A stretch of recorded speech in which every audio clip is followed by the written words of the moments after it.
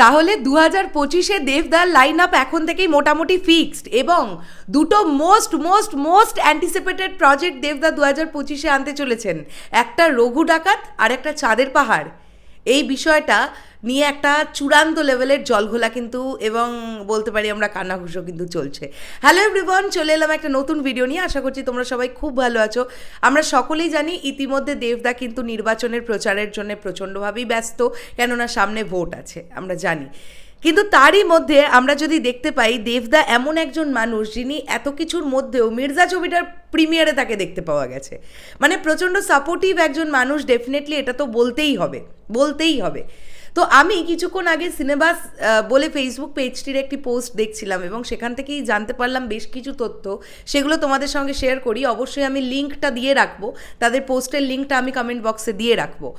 তাদের কাছ থেকে যেটা জানতে পারছি যে খুব শীঘ্রই এবছর বড়দিনে যে প্রজেক্টটা আসার কথা, অর্থাৎ অতনু রায়চৌধুরী, অভিজিৎ সেন এবং দেবদা, এই ট্রায়োটা আবার এবছর বড়দিনে ফিরতে পারে, এরকম একটা বিষয় কিন্তু আমরা নিজেরাই শুনতে পেয়েছিলাম, এবং কিছুটা কিন্তু দেবদাও আশ্বাস দিয়েছিলেন।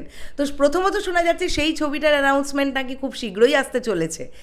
এবং এর পরবর্তীতে আমরা যেটা শুনতে পাচ্ছি সেটা ভয়ঙ্কর ব্যাপার, যেটা জানতে পারা যাচ্ছে যে ধ্রুব ব্যানার্জি কিন্তু চাঁদের পাহাড় 3 এর স্ক্রিপ্টিং অলরেডি শুরু করে দিয়েছেন, এবং এই ছবিটা 2025 সালেই ফ্লোরে যাবে এমনটাই জানতে পারা যাচ্ছে। এবং 2025 সালের মোটামুটি আমরা বলতে পারি যে বড়দিনকে টার্গেট করে কিন্তু চাঁদের পাহাড় 3 আসতে পারে, এমনটা জানতে পারা যাচ্ছে। এবং ঠিক সেই বছরই অর্থাৎ 2025-এই দুর্গাপুজোকে টার্গেট করে কিন্তু আসতে পারে রঘু ডাকাত। তো দুটো যদি হয়, মানে দুটোই ধ্রুব ব্যানার্জির ডিরেকশন হবে, অবশ্যই এই দুটোই কিন্তু দেবদার ক্যারিয়ারের মোস্ট অ্যান্টিসিপেটেড দুটো প্রজেক্ট। মানে চাঁদের পাহাড় আমরা যখন দেখেছি আমরা জানি কী পরিমাণ হিস্ট্রি ক্রিয়েট করেছিল প্রজেক্টগুলো, কিন্তু এর আগে আমরা কমলেশ্বর মুখোপাধ্যায়কে ডিরেকশন দিতে দেখেছি।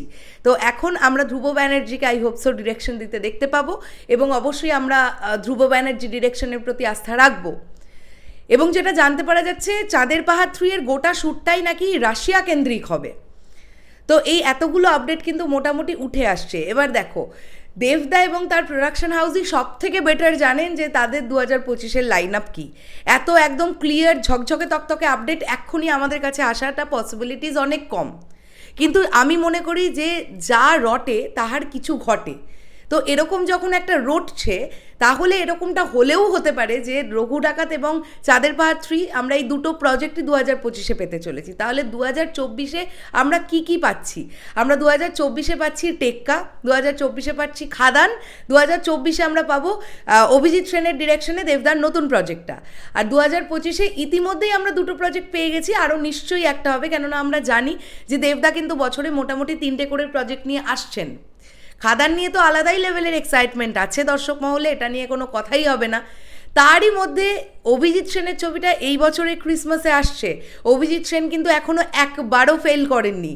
তিনি যতবার এসছেন দেবদার সঙ্গে ততবার হিস্ট্রি ক্রিয়েট করেছেন।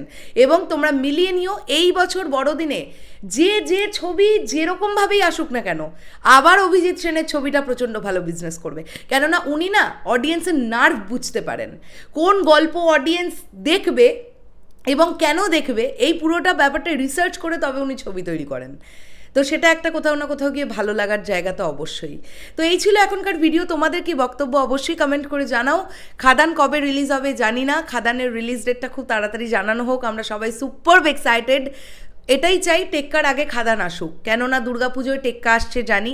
বড়দিনে যদি অভিজিৎ সেনের ছবিটা আসে, তো এই দুটো গ্যাপে খাদান আসার দরকার নেই, কোনো দরকার নেই। খাদান একদম সুন্দর একটা ফাঁকা টাইমে আসুক, এমন একটা টাইমে আসুক যাতে কোনো ক্ল্যাশে না আসে।